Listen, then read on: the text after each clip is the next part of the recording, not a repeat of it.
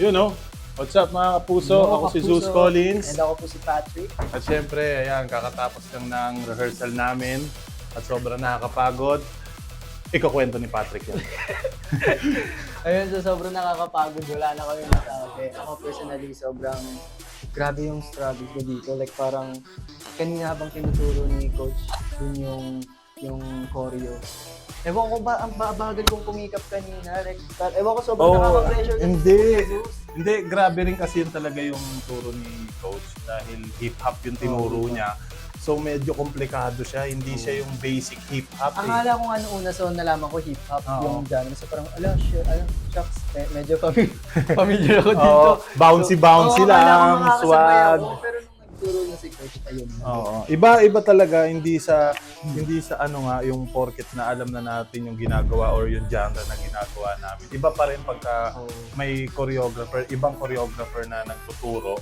Kasi ano yan kanya-kanyang utak yan kung ano yung knowledge niya, knowledge natin, di ba kung sino, kung ano yung technique na ituturo niya, iba-iba talaga. Tsaka ang kagandahan din kay Coach kasi open siya. Parang tinatanong niya kami kung ano yung gusto namin ipasok, Yun. kung ano yung gusto namin idagdag dun sa choreo niya para mas comfortable kami kung ano yung alam namin magagawa namin. No, ganun. Kung ano yung lakas din natin, syempre, na mapapakita natin sa mga kapuso natin kung ano yung lakas na pwede pa natin ipakita. Oo. Pero, sobrang nakaka... yun, pagod lang rin talaga kasi cardio talaga. Ang kailangan ko, matinding stamina kasi meron akong matinding kasama.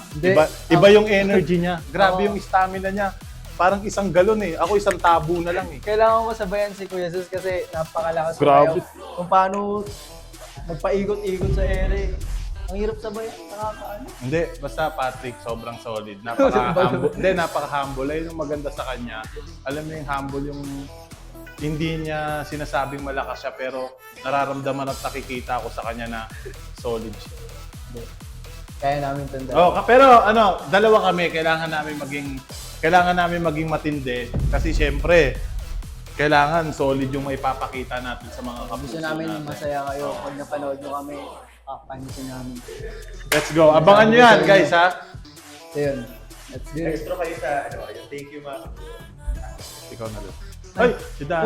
Kalaban to Kalaban. Ay, kalaban ko Huwag niyo parinig yan Kalaban. Hindi, paalam na tayo. Paalam. Kaya mga kapuso, abangan nyo kami. Stars on the floor. Yup, bye. Stars on the floor.